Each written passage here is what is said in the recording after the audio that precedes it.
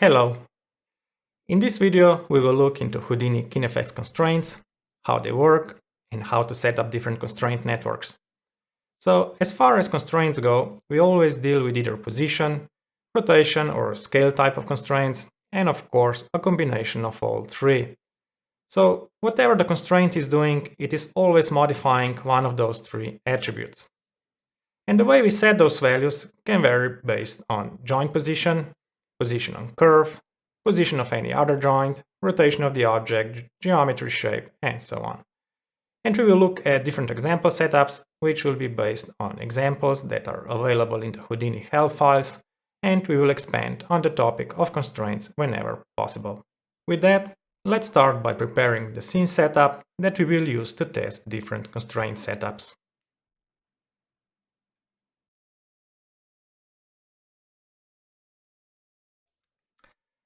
So let's start by first creating a geometry node and create a rubber toy, which we will use to test all our constraint setups. We will need the skeleton to capture the rubber toy geometry, and we will need just one point because we will not be deforming, only transforming our test geometry, so we can capture all under one joint. And to do that, we can just add a single point, add a name attribute and 2 points, and name it object. We will need KineFX transform attributes, and the easiest way is just to add the rig daughter node and initialize transforms. And now we have the local transform and transform attributes.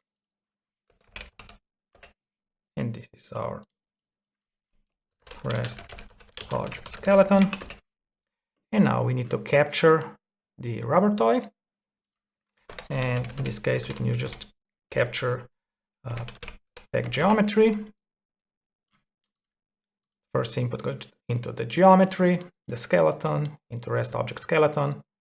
We can peg the input, and the joint will be our object.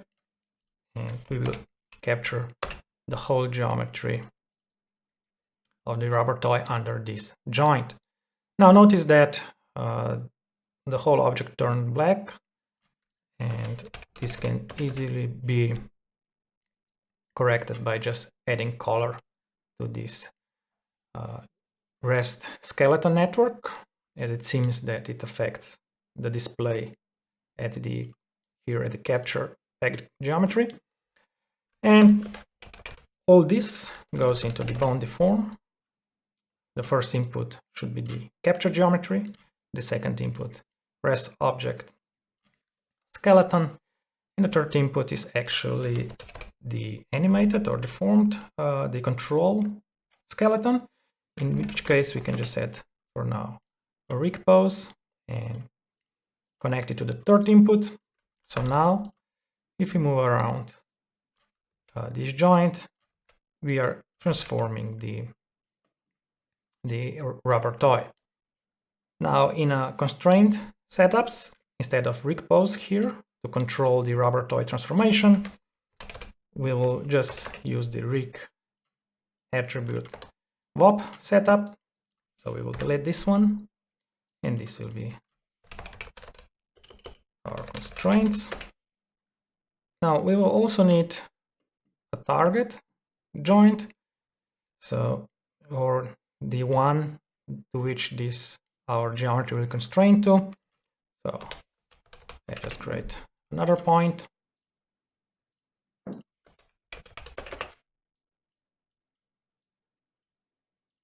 And name this one target. Again, add the rig doctor, initialize transforms, and this will be rest target skeleton, and this one will connect to the first input. We'll also add the rig pose, because this one we will be moving around as a target, so rig pose target, And to better visualize these target controls, we will just create a control object.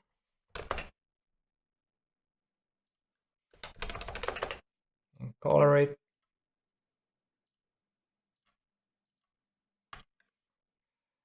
And we're going to name it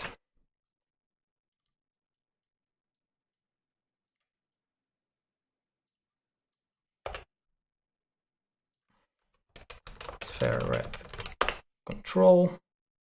Now I can just create null object, and this is our control, and we can attach it to our skeleton control geometry, and it goes into the second input. And here we choose just simply sphere red control. So now that we are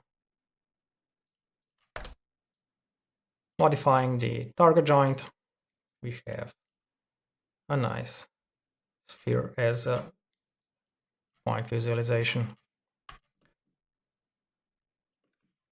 So this is our base setup, and we can start working on the constraint setups.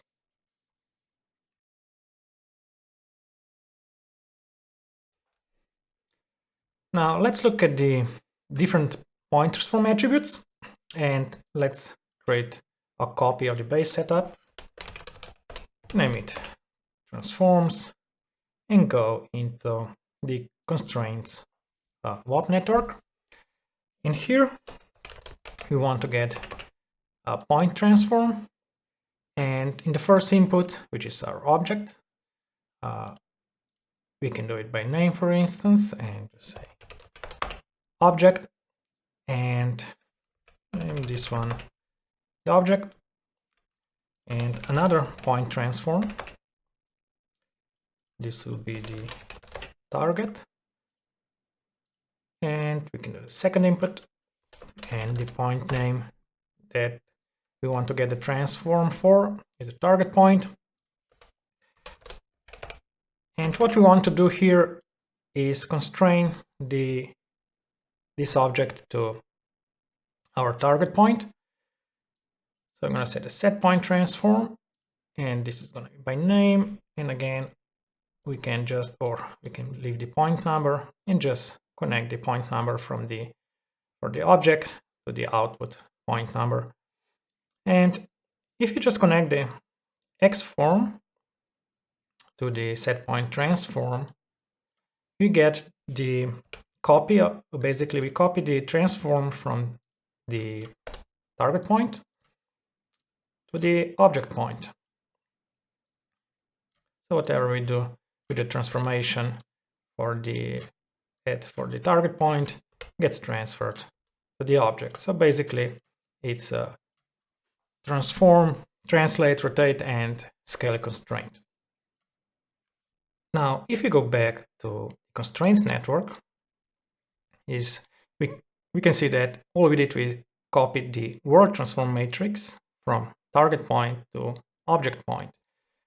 And this is a very important concept, is that all we are doing is modifying the transformation by either using the built-in constraints or by modifying the transformation matrix directly, like we did in this case here by just copying it.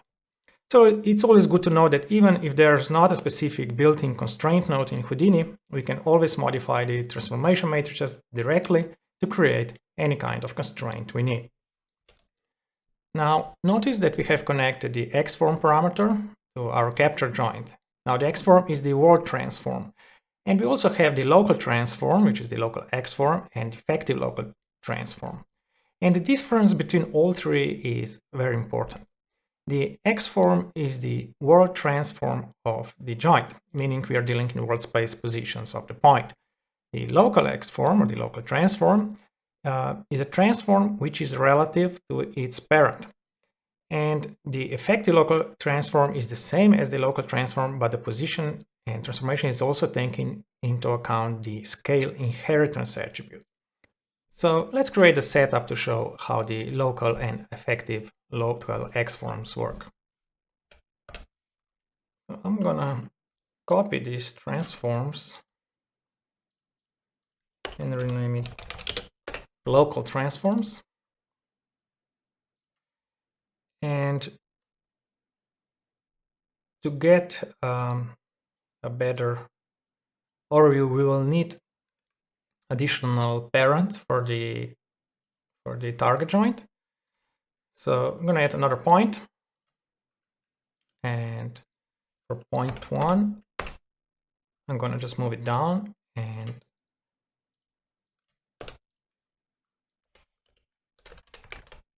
rename the first point target parent. We're gonna reparent the joints. And I'm gonna parent the target joint under the target parent. And now we have 2 joints. And I'm gonna clear any kind of transformation and just for now, just move the parent around and maybe rotate it a bit. And now let's go back to the constraint network. And instead of the work transform, I'm going to connect the local X form. And as you can see, it snapped back to the original position. And that is because the local X form is only taking the local transformation into account.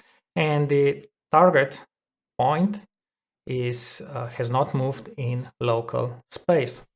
So whatever we do to the parent doesn't affect the point in local space. However, if we move the point in local space, we see that now the transformation has been applied to the object. So that's very important to know in which space we are actually working. Now, let's scale the parent. And we see that the scale doesn't affect the constraint in any way. So this is where if you're working in local space, effective local X form comes into play.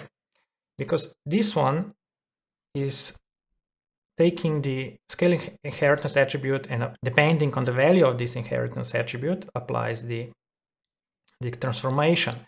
And right now nothing has happened. And this is because we need to add scale inheritance attribute. And this is the scale inheritance. And let's set it. Let's just create another parameter.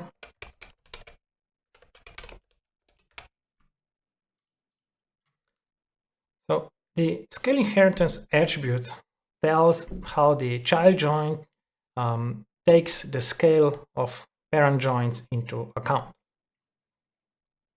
So in this case, if the value of scale inheritance is 0, it means that the child joint here, in this case our target joint, will combine its own transformation with the parent transformation. And this is the default. And if we set the value to 1, it will only offset the transformation, but it will not apply the parent scale. And if we set the value of 4, there will be no scale inheritance. So in this case, whatever we do to the parent joint, nothing in terms of scale, nothing will be pushed down to the child joint. By default, the value of scale inheritance is 0. And for instance, notice that if we set a value of 1, that only offset transformation is applied, but no scale is applied to the child joint. And you set the value of 2, it will apply both the offset and parent scale, which you can see it has also been propagated here from the effective local X form to X form.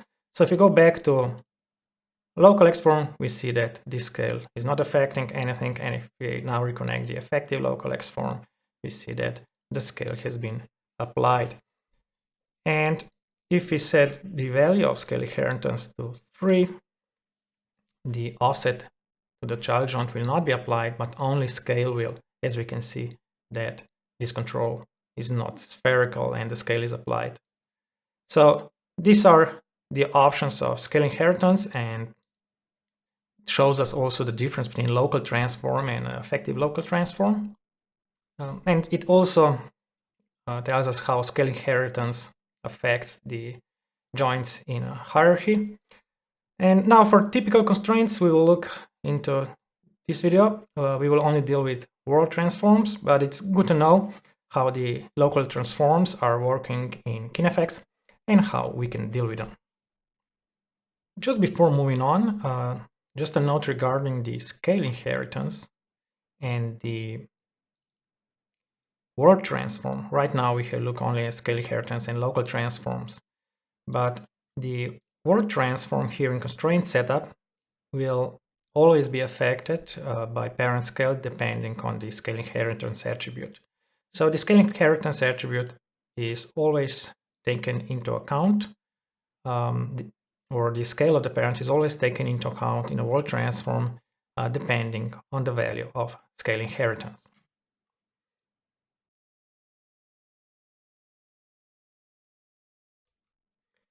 At this point, we have simply constrained one joint to another. But what we want to have an offset, and for that, we can just use the offset transform mod. First, I'm going to just copy this transforms geometry node and rename it offset transforms. Then I'll go into the constraints network and create the offset transform and connect it between the target point and set point transform. I need to make the necessary transform connections. And to better demonstrate this, I'm going to just move this target point somewhere in space and rotate it a bit. Now, when I add the translate offset, the transformation is made in this target point local space. And same if there's any rotation, it will rotate around this target point. And this is because we are applying this transformation in pre-multiply mode. And this is one important concept in KineFX, which is the pre-multiply versus the post-multiply transform operations. In short, pre-multiply is making the operation as a local transform, while post-multiply is making it as a parent transform. So if we make a rotation in pre-multiply, we are rotating around this target point. However, if we change this to post-multiply, we are going to make the operation around in this case, around the origin position. And this is very important to know, for instance, whenever we want to deal in local space, that we apply the transformations correctly.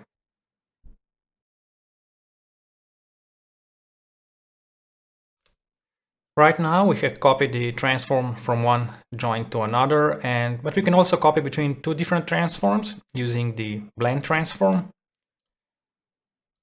So I'm going to copy this transforms object and rename it blend transform. And for our target point, we're going to need a second target point or second target joint. So I'm going to just copy this whole network to create the additional point.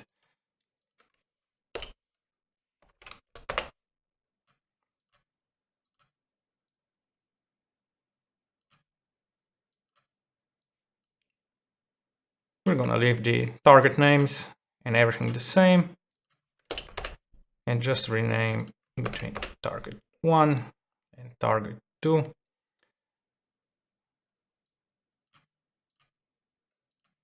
And connect this to the constraints network into the third input. I'm going to copy the get point transform, and this one will target 2, this one will target 1, and for target 2 we're going to just use the third input. And now we can use the blend transforms. The first input goes into target 1, the second X form going to target 2 X form, and the output to the final point transform. And we can choose which components we want to constrain. In this case, we're constraining them all, translate, rotate, and scale. And we will promote the bias parameter, which tells how much it blends the transformation between target 1 and target 2 point transform. Now let's move the target 2 to a different position and target 1 somewhere else and rotate it a bit. And now if we change the bias parameter, we see we are blending between target 1 and target 2. And this is the blend transform.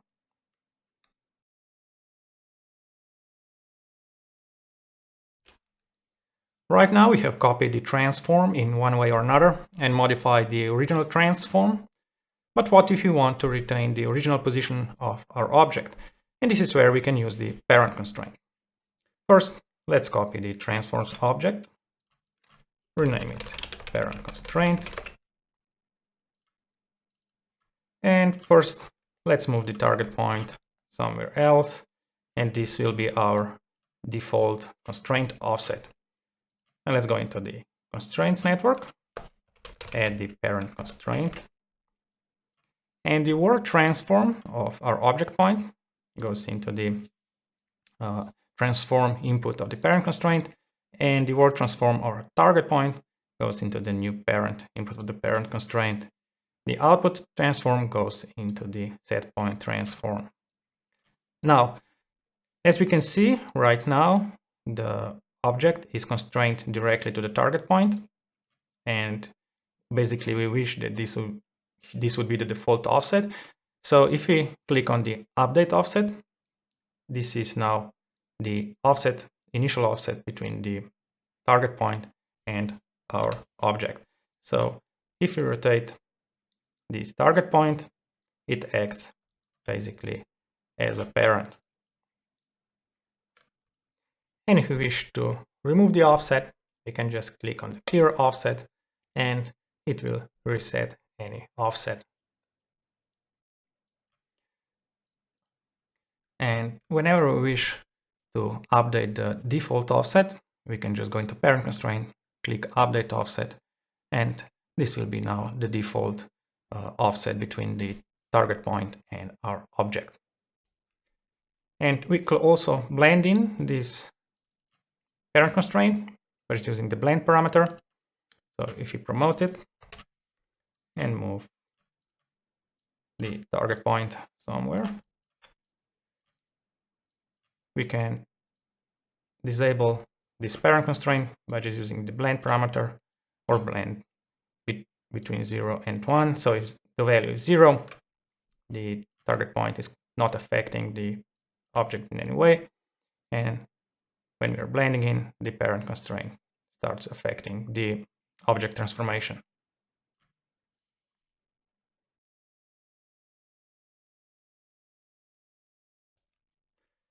We can also use parent constraints to reparent our object from one animated hierarchy to another. And to do that, we will duplicate this parent constraint object and rename it to reparent. And we'll add a point to create a hierarchy here in our object network. So I'm going to just add point and point 1. I'm going to just move it lower.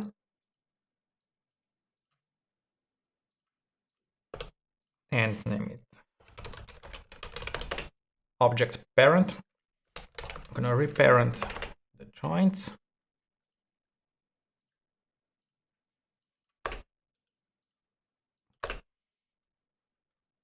So now we have a hierarchy, and I'm going to just animate this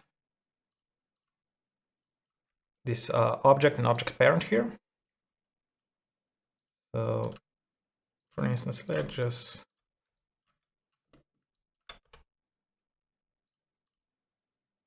set a key at first frame and 100.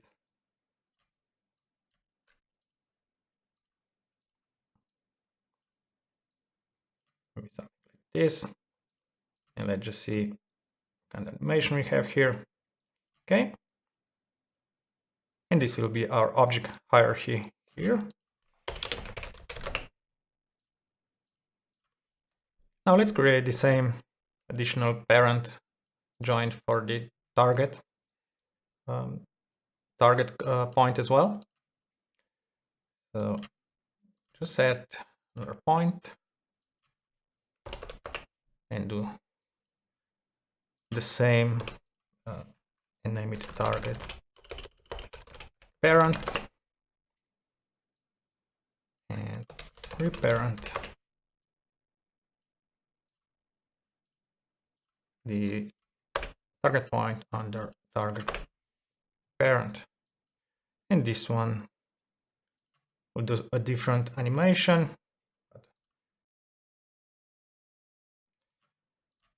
So first frame, for instance, like this. And maybe just to better visualize the controls, we will first add another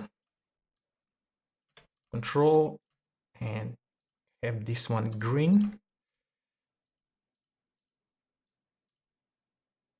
It's fair. Green control.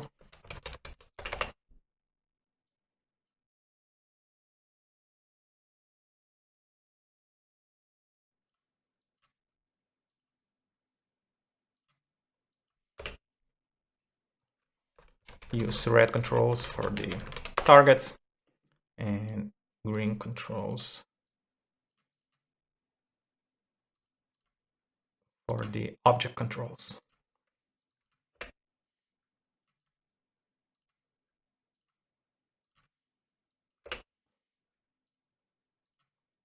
Okay. So now let's add some keyframes here.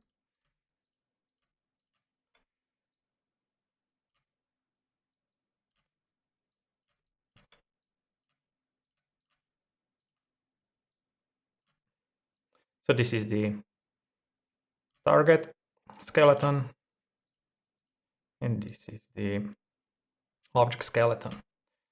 And now you want to reparent from our object from the object skeleton to target skeleton. So let's go into the constraints network. And here we see we have now also the parent bind, the parent, and new parent bind parameters. And we're going to use all that. So the parent is going to be our object parent, and we will reconnect these inputs a bit because we'll need also the bind transform, which is the rest object skeletons. So we're going to use the first input as the rig pose, the second input as the object rest pose, the third input as the rig pose target, and the fourth input as the rest target skeleton. And these rests will be used as the bind parameters on the parent constraint. So let's duplicate the get point transform for the object parent.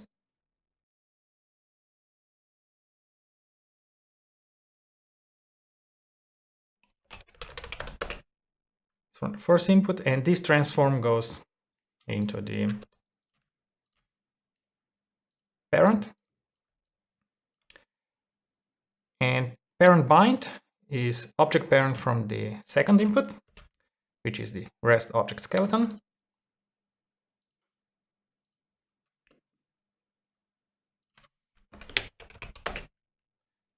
Then we have the target, which is now in the third input.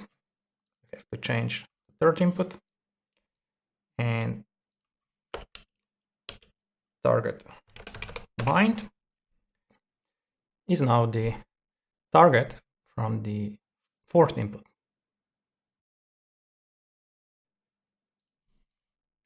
We are just taking the target is from the third input, and target bind is taken from the rest target skeleton before any transformation is applied. So now if we animate the blend parameter from 0 to 100 frame, we see we have two different skeletons, but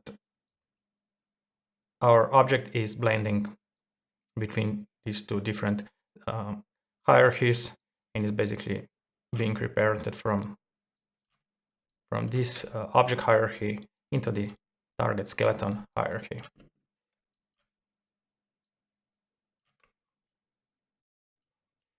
So that's it for part 1, and in part 2 we will look at path constraints, look at constraints, and surface constraints. I hope this video was useful, and see you next time.